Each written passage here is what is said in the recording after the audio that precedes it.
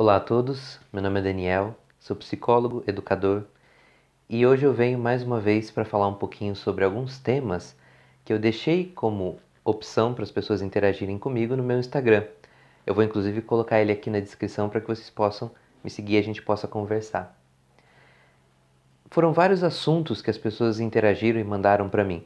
Alguns deles acabam sobrepujando uns aos outros, ou seja, ficando um assunto só maior. E, primeiro de tudo, eu agradeço muito por essa interação, porque eu acho que é trabalho dos psicólogos, é trabalho dos agentes de saúde esclarecer o máximo possível, principalmente agora, durante esse momento complicado que é a pandemia, para que nós possamos ter o máximo de acolhimento. E, dito isso, eu acho que alguns assuntos vão acabar rendendo mais de um vídeo. Então, hoje, talvez eu não aborde todos eles, provavelmente eu não vou, inclusive, mas tem algumas coisas que eu quero falar, eu acho importante que seja dito. Primeira coisa que me falaram foi sobre mecanismos de defesa. E isso é uma noção psicanalítica. Dentro da psicologia nós temos vários tipos de abordagem. E talvez a mais conhecida seja a psicanálise junto com a comportamental. E as pessoas às vezes confundem até, elas imaginam que dentro de um consultório vai ter sempre a ideia de um divã, de uma pessoa que vai analisar a questão do Freud, dos sonhos, né? E nem todas as abordagens vão por essa linha. Então, o mecanismo de defesa ele é uma coisa bem específica da psicanálise. E não são todas as abordagens, a minha, por exemplo, que fala nessa linguagem. É lógico que, como psicólogo, eu tenho um conhecimento para falar sobre, mas não é a minha área de atuação específica. Então, eu posso sim criar um vídeo falando um pouquinho sobre elas, mas honestamente eu acho que tem outros materiais que podem enriquecer muito mais os conteúdos. E eu vou estar falando disso como algo adicional.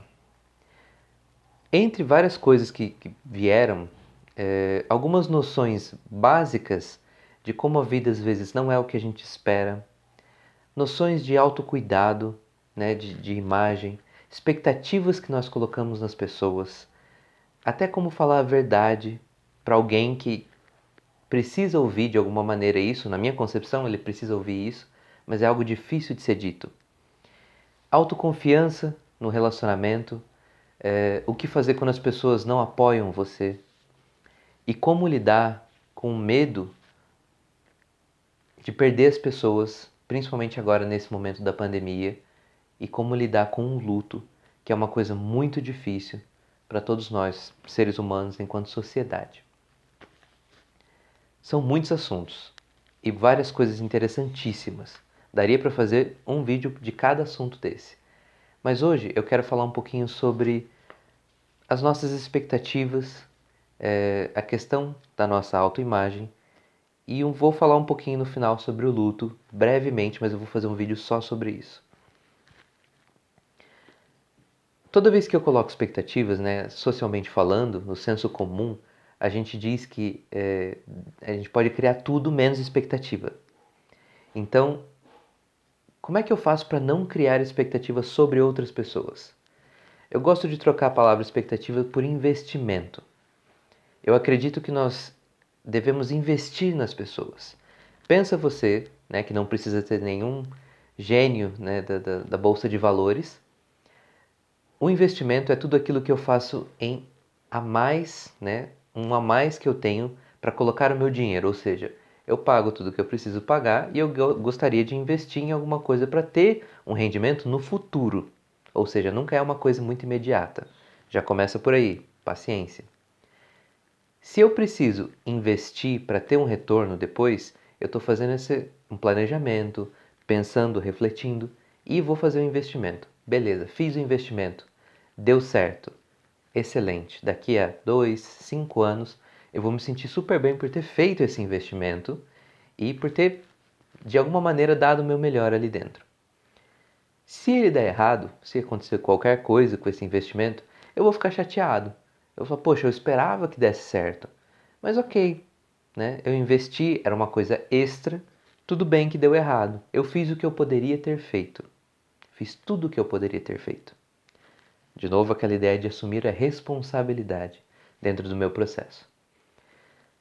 Quando eu coloco expectativa, é como se eu estivesse retirando uma parte de mim e depositando no outro. Da maneira em que eu espero que o outro faça o mesmo que eu estou fazendo. Aí as pessoas dizem para mim, Daniel, então o ser humano é ruim, ele é péssimo, porque eu prefiro cachorros porque as pessoas são horríveis e nada, né? Não, eu amo, mas elas não amam de volta. Às vezes você está depositando muita coisa em cima do outro. A gente tem que olhar para isso. Ter esse autocuidado, essa autoavaliação é muito importante. E lembrando que isso não é uma coisa fácil de ser feita. Exige muita inteligência emocional e muitas vezes o acompanhamento de um profissional que possa te ajudar a fazer esse processo. Se eu estou depositando tudo no outro, de alguma maneira eu estou responsabilizando ele por algo que deveria ser meu. Na ideia do investimento, se dá certo eu fico feliz, se dá errado eu falo ok, mas pelo menos eu tentei. Se eu estou depositando tudo nesse outro e dá errado, aí eu me sinto péssimo, eu me sinto injustiçado de alguma maneira. E aí sempre vai ser uma coisa assim, onde eu vou estar muito, muito, muito chateado, porque eu esperava muito que aquilo desse certo. Mas a expectativa é sua. Lidar com ela é uma responsabilidade sua. Como é que a gente faz para não depositar essa expectativa toda nas pessoas, então, Daniel? A gente precisa ter essa autoavaliação, poder olhar para si mesmo e verificar o quanto eu estou de fato esperando da outra pessoa. Será que eu estou deixando claro o que eu quero dessa outra pessoa? Porque isso é um passo muito importante, gente. E eu já vou para a parte do relacionamento. Em geral, os relacionamentos são um objeto de estudo muito interessante para a gente poder ver o quão difícil é a nossa comunicação. Porque muitas vezes nós estamos chateados, tristes, mal com a outra pessoa, esperando uma coisa específica dela e a gente simplesmente não fala. Por medo do conflito, por medo de chatear a outra pessoa, a gente acaba deixando que nós mesmos fiquemos chateados, né? Então você coloca um peso em cima de você, você fala, eu aguento, para que a outra pessoa não sofra tanto. Indiretamente, né, inconscientemente, você está meio que dizendo para você mesmo, ok, mas ela vai entender que quando for a vez dela de fazer esse sacrifício por mim, ela também vai fazer. Ou ele também vai fazer, né? E isso não é necessariamente verdade. Não faz da outra pessoa uma pessoa ruim, né? Enfim, uma pessoa má ou insensível, mas ela simplesmente não sabe o que precisa ser feito. Falar, abrir a comunicação e deixar tudo bem claro é o mais importante que nós podemos fazer. Porque nesse momento que você está deixando claro, você está sendo honesto com você mesmo e sendo honesto com o outro. E essa troca é fundamental, principalmente em um relacionamento, mas vamos expandir para tudo, entre família, entre amigos, na sociedade de forma geral. Quando nós vemos uma pessoa ser honesta, a gente sente uma coisa diferente. Você sabe quando alguém está tentando te enganar de alguma maneira, né, te direcionar a algum pensamento ou alguma coisa. E é diferente, quando a pessoa consegue ser honesta, ela está natural, o mais natural possível. Como é que eu faço então para ter uma autoconfiança no meu relacionamento? Eu preciso primeiro ter autoconfiança em mim. Se você não se amar, não tem como a outra pessoa amar você.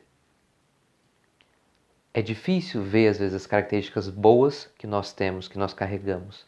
A sociedade em geral acaba confundindo a ideia de ser seguro sobre as suas qualidades com algo relacionado a, de alguma maneira, ser prepotente ou ser egoísta, né? E não é uma ligação direta isso, porque se eu sei a minha qualidade, eu não preciso jogar na cara dos outros, vamos colocar assim. Eu posso simplesmente estar seguro dela.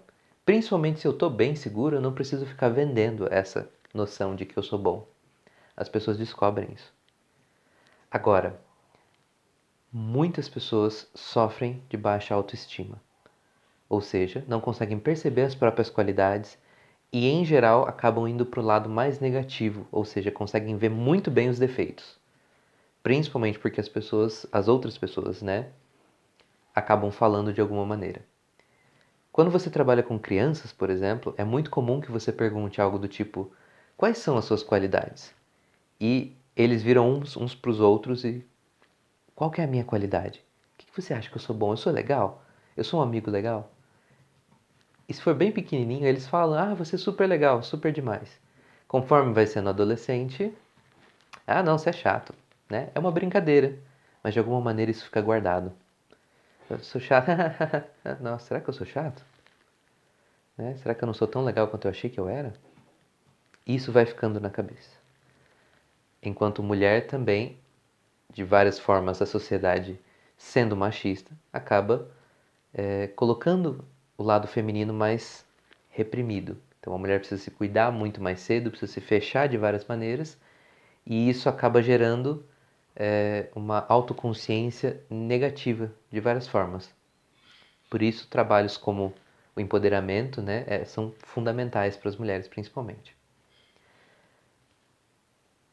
Eu acredito que a ideia de criar expectativas, né, e de estar avaliando a si mesmo, principalmente dentro de relacionamentos, enfim, são consequências desse autocuidado e dessa autoavaliação que nós devemos ter. Tudo isso vem através da minha inteligência emocional. Todos os assuntos que nós falamos, principalmente a questão do luto, por exemplo, vão perpassar esses assuntos. Então, vez ou outra, eu vou estar retornando nesses tópicos. E eu vou deixar novamente, como eu falei, no meu Instagram aqui para a gente poder interagir. Vou responder comentários, fiquem à vontade para falar comigo. Tem meu número no contato, tem, enfim, redes sociais. De verdade, gente, muito obrigado por quem está acompanhando. Esse é um projeto novo e eu estou melhorando aos pouquinhos o que eu posso. E eu fico à disposição de vocês para qualquer coisa. Muito obrigado.